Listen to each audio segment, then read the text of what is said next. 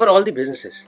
What we forget is, behind every business, behind every customer, there is someone else.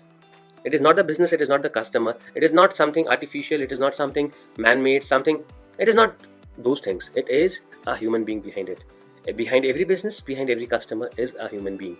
And if you as a business owner do not understand this, or forget this, or ignore this, and give either a lot of importance to money or do not give it importance at all, you fail.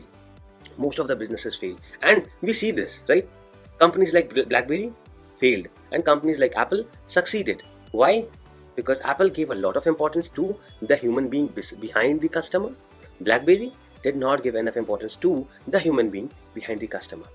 So everything is in front of your eyes, right there in front of your eyes. You have seen companies getting successful. You have seen companies getting failed,